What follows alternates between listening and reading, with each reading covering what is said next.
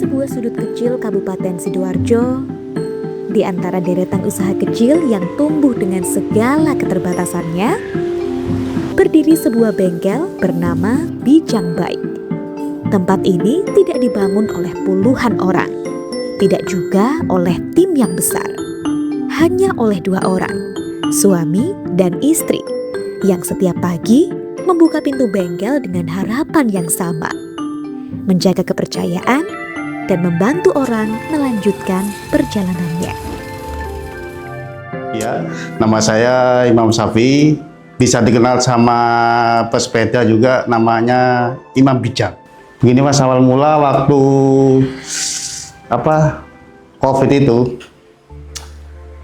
waktu biasa di kantor dulu kan, waktu tahun 2016 sampai 2023 saya bekerja di honorer di instansi kantor pajak Mas, di bagian driver.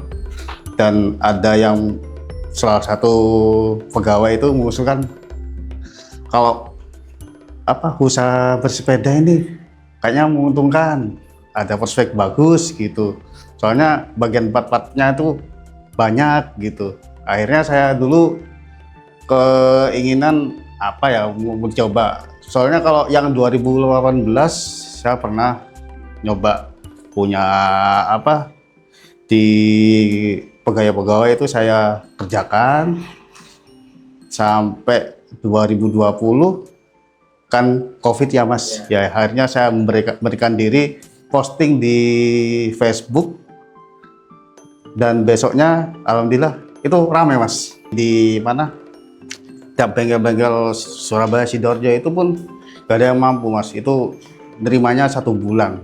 Akhirnya direkomendasikan melalui Facebook ke kita gitu. Hanya saya memberanikan diri, ya semoga lah ini bisa berkelanjutan lah gitu. Iya, modal nekat. Ya, nama saya Nuril Hijriah Agustin, dari Banyuwangi sih asalnya, tapi merantau ke Sidoarjo. Bijang Bike itu sebenarnya diambil dari nama anak, Abidzar. Terus tantenya itu sering manggilnya itu Bijang gitu. Jadi ya tercetus Bijang Bike. Kalau modal awal sih belum tahu ya Mas, soalnya dulu nekat aja sih, coba awalnya dari kunci 1, terus kumpulin duit lagi beli yang lain gitu. Jadi kisaran ya berapa ya? Mungkin berawal dari 100.000 lah, Ibu ya. Awal pertama kewalahan Mas, capek banget karena masih kan bagi waktu itu kerja sama di kantor pajak sama di bengkel kan. Jadi dulu masih ada WFH ya Mas ya, work from home itu 1 minggu 1 kali, 1 minggu libur, 1 minggu masuk. Bangun usaha ini seru Mas. Kenapa saya ingin usaha di sepeda, jadi banyak relasi baru. Dari berbagai model orang itu ada semua. Jadi saya di sepeda ini bisa bertemu ya mungkin dari manajer hotel, terus kepala direktur. Jadi banyak-banyak Mas, kayak komunitas, banyak juga dari Jakarta, Bali, Semarang sampai Surabaya tuh banyak. Tidak ada modal besar, tidak ada investor. Yang ada hanyalah keberanian dan keyakinan bahwa pekerjaan yang dilakukan dengan hati akan menemukan jalannya sendiri. Suami mekanik, terus kadang aku yang videoin, yang update, terus keuangan juga, terus kadang kalau memang udah banyak-banyaknya kewalahan, kalau aku bilangnya tim bongkar. Ikut bantuin jadi tim bongkar. Sepi juga gini ya gitu, rasanya kayak ya udah pengen nyerah tapi ya apa gitu. Tapi pas kita udah terjun ke bengkel ini, waktu itu benar-benar berkurang. Paling cuman ya sesempatnya kita, kadang ya menjaga kewarasan kita juga ya. Quality time itu kan emang penting ya. Jadi kalau bisa entah berapa bulan sekali, yang penting kerjaan pas lagi nggak segitu banyak disempetin untuk keluarga. Kalau omelan ya namanya juga kita jasa kan, jasa kadang ya ada yang nggak pas gitu, emosi ya kan, kok gini gitu. Terus pas sepi juga itu yang paling apa ya, soalnya kita kan juga masih merantau, masih rumah juga masih ngontrak. Terus gimana kalau kita nggak bisa bayar, terus kedepannya ini gimana? Sempet juga sih berpikiran cari kerjaan lain gitu. Iya, saling support sih, saling support, soalnya ya susah seneng bareng-bareng gitu. Nanti di saat suami lagi capek, lagi bosen, pasti ada kan bosennya juga ya. Ya gimana lagi, ya kita udah terjun ke sini gitu.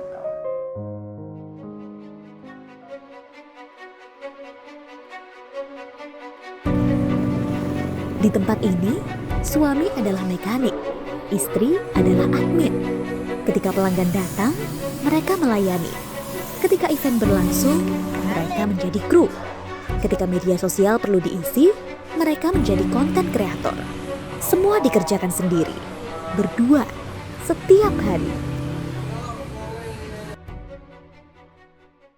Jarang buat konten itu salah satunya saya ini Mas, agak grogi bicara di depan kamera, itu grogi. Selalu intens gitu, cuma kan saya lagi kerjaan banyak jadi nggak bisa kadang-kadang Mas, nggak nututi lah. Waktu sih yang pasti juga, apalagi sekarang kan udah beda ya, ada CapCut juga, terus masih banyak perlu belajar ya. Yang jelas itu ya waktunya yang nggak nutut. Kalau sempet ya ngonten, kalau enggak ya udah ya ngerjakan yang ada. Terus ya perlu banyak belajar tentang pengeditan, gitu, cara natanya. Jadi ya ngandelin template aja sih. Video sih Mas. Jadi kita tantangannya tuh karena era sudah sosmed semua ya. Jadi itu yang saya kendalanya di sosmed sih. Jadi dari before, mulai dari nol pengerjaan, proses sampai finishing itu yang saya alami, itu nggak bisa saya tangani. Kalau pengen punya tim ya Nambah mekanik sih yang pasti ya. Soalnya kan kita home service juga. Kadang suami juga home service, di sini malah nggak ada yang buka gitu. Seenggaknya kan nggak tutup. Soalnya biasanya kalau kita event kan fokus sama event. Jadi nggak ada yang buka. Awal mulanya itu bikinnya sih IG ya. Terus untuk TikTok waktu itu iseng cuman buat ngedit, sebenarnya butuhnya ngedit. Tapi kok banyak yang tanya ternyata. Jadi kita sih dua. Kalau untuk Facebooknya masih Facebook pribadi. Soalnya pernah dibikinkan Facebook itu nggak ada yang kenal malah. Iya, Google Maps juga sih. Bikin dulu kebetulan ada kayak seminar gitu. Aku ikut di situ ya, pembelajaran tentang Google Map itu tadi. Terus aku iseng bikin, tak coba bikin, jadi sampai sekarang dipakai. Dan itu ngefek banget ternyata, banyak orang-orang yang sekitar gitu itu. Taunya tuh di Google Map dan kayak tetangga sekitar atau yang kan di Bengkel Bijabek ini dekat sama kantor pemerintahan Mas. Jadi biasanya tuh karyawan-karyawan pemerintahan itu misal sudah punya langganan tersendiri. Ternyata kalau dicek di Google Map, oh ternyata ada bengkel di belakang kantor kita. Jadi deket gitu. Banyak cerita yang tidak pernah masuk media sosial. Banyak momen yang tidak sempat direkam. Karena ketika pekerjaan datang, prioritas mereka adalah pelanggan, bukan konten. Komunitas itu adalah saudara sih menurutku. Nambah temen, banyak sih temen. Terus nambah relasi juga yang penting. Kadang kan kalau event sepeda, mereka yang milih kita.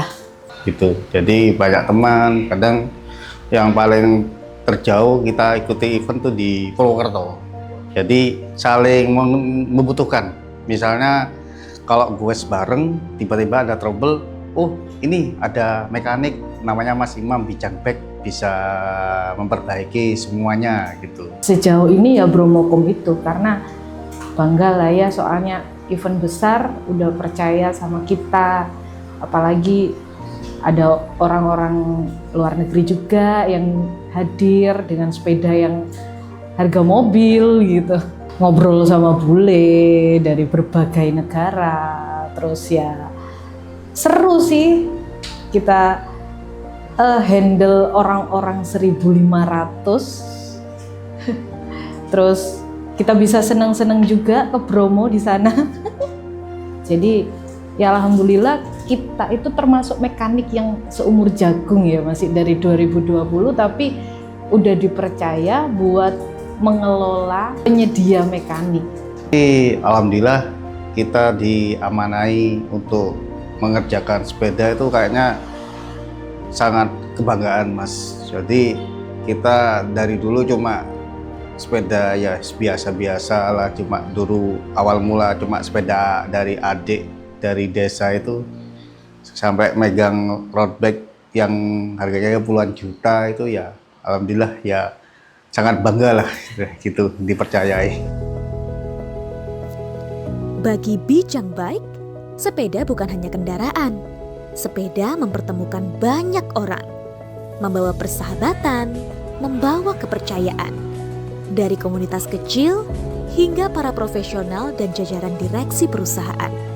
Semua datang bukan karena iklan, tetapi karena kepercayaan. Saya kan di sini jasa Mas, jadi kita tidak boleh menolak. Kita kasih solusi. Emang bener ya, mungkin mereka pengen belajar, cuman mereka belajarnya di YouTube. Terus biasanya kalau dibawa ke sini itu makin parah.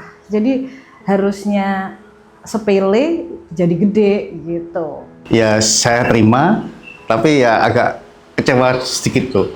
Kok baru rusak gini baru dibawa ke kami. Tapi saya juga ngasih solusi Mas gitu. Jadi kita nggak apa ya kayak kita terima. Jadi kadang-kadang kita kasih edukasi.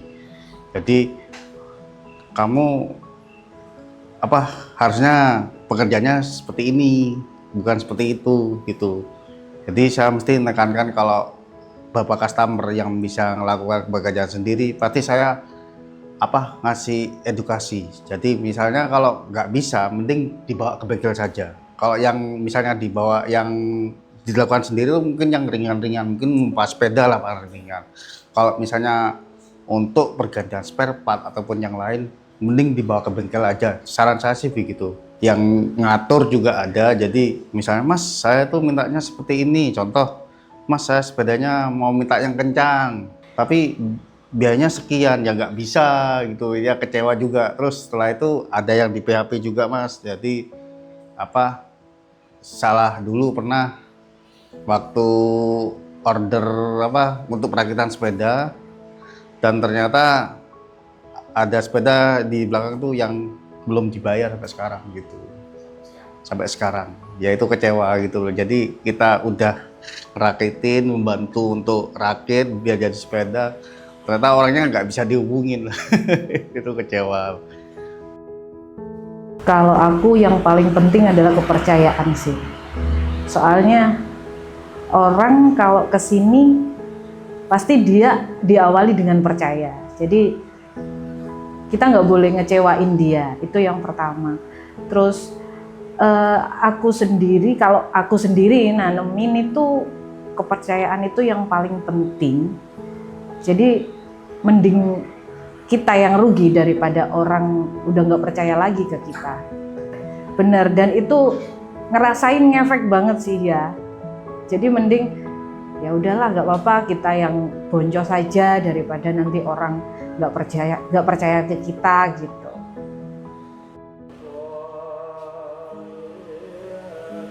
Perkenalkan, saya Arifin, asli Sidoarjo, Bedangan Sidoarjo. Saya salah satu pelanggannya Bijang Bek, bengkel Bijang Bek. Saya sudah kira-kira ya 2023 jadi pelanggannya Mas Imam. Mas Imam selaku mekaniknya Bijang Bike. Awalnya sih ya taunya lewat Google Map, karena saya tuh pesepeda yang bisa dibilang pesepeda pandemi ya istilahnya anak pesepeda itu pesepeda pandemi. Jadi ketika itu punya sepeda yang kira-kira kalau ditaruh ke bengkel sepeda yang biasa, yang sekiranya kayak di pinggir jalan itu kayaknya kurang mumpuni, alat-alatnya itu kurang mumpuni. Akhirnya saya cari di Google Map lah. Ternyata ada di tetangga desa Semambung ya. Akhirnya saya coba kemari ke sini.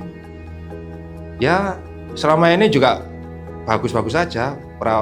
Pelayanannya bagus, harganya juga bukan harga bintang 5. Bukan harga bintang 5, cuma harganya ya sesuai dengan pelayanannya. Dan pelayanan itu memuaskan. Nah, kalau soal konsultasi itu kalau misalkan ada mau katakanlah biasanya itu selain saya ya, katakanlah mau beli sepeda atau mau merakit sepeda, bahan-bahan apa aja yang perlu dibeli, berapa harganya, beli di mana, itu biasanya Mas Imam ngasih tahu rekomendasi. Harganya seberapa, harga yang murah yang di mana, itu harganya biasanya Mas Imam direkomend. Kalau terus perakitannya juga sekaligus ditangani sama Mas Imam. Jadi kalau misalkan ada yang nggak beres ya salahin mekaniknya gitu aja. Oh, buat masukannya Mas Imam ya nggak ada sih, pertahanin aja sih performanya apa istilahnya gitu. Wah ya, kualitasnya dipertahankan aja. Selama ini saya juga sudah puas kok, sudah cukup puas untuk kualitas pelayanannya, kualitas servisnya.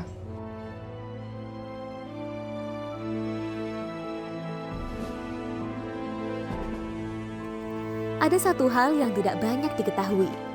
Kadang ada pelanggan yang mencoba membongkar sendiri sepedanya di rumah, lalu tidak dapat merakitnya kembali, dan akhirnya datang ke bengkel. Tidak sedikit yang lupa mengaku, bahkan ada yang menyalahkan hasil servis sebelumnya. Namun mereka tetap membantu, karena bagi Bijang Bike yang diperbaiki bukan hanya sepeda, tetapi juga kepercayaan.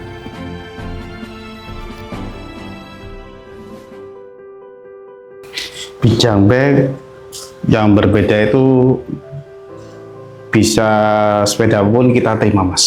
Itu contohnya yang untuk awam sepeda itu ya contohnya kayak sepeda lipat Brompton.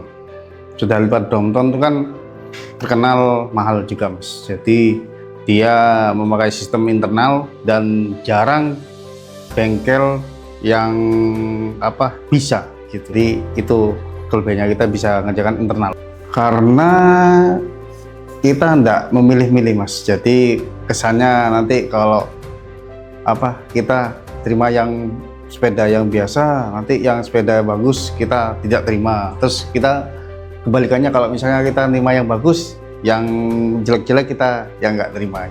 Kita umum lah mas, jadi kita semua sepeda kita terima gitu. Pelayanan di Bijang Bike bisa home service juga, kita melayani pick up dan ambil, bisa delivery juga, full service juga bisa. Terus bisa kita mengerjakan di instansi-instansi pemerintahan banyak juga mas. Kita juga menerima rental sepeda mas, jadi berapa kali kita kerjasama dengan instansi pemerintahan ataupun kantor-kantor gitu ya. Misalnya ada yang city tour ke Surabaya atau ada event sepeda di Surabaya, jadi bisa sewa sepeda di Bijang Bike gitu mas. Di bengkel kecil ini, semua jenis sepeda diterima, semua jenis sepeda dipelajari. Karena bagi mereka, setiap sepeda memiliki cerita, dan setiap pelanggan memiliki kebutuhannya sendiri.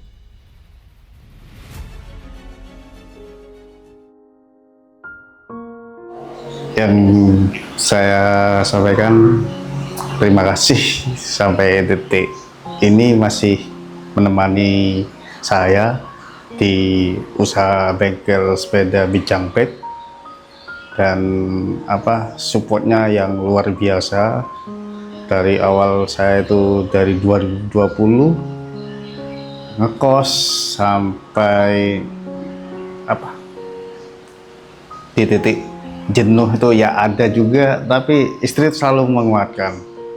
Sampai sekitaran 1 tahun mungkin bertahan di kosan itu. Terus karena memang nggak memadai ya, masa tiap hari tidur sama sepeda nggak cukup, akhirnya kita cari kontrakan, memberanikan diri cari kontrakan.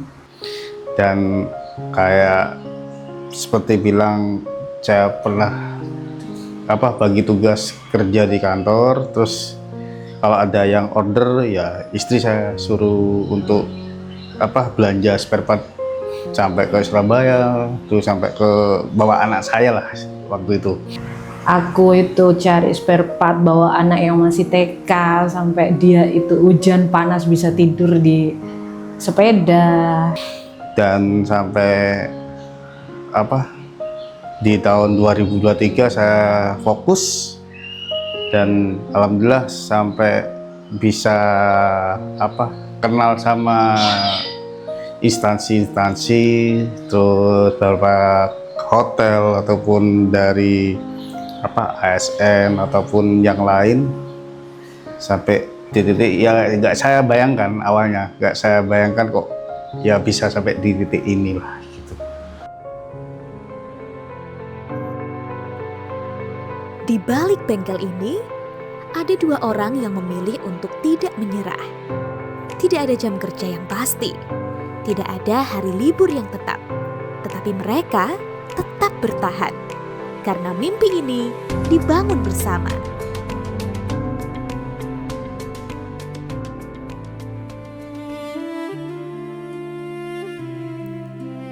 Di Jalan Mandala nomor 290 ini, ada sebuah bengkel kecil yang dibangun bukan dengan kemewahan, tetapi dengan ketekunan, dengan kejujuran, dan dengan cinta pada pekerjaan yang mereka lakukan.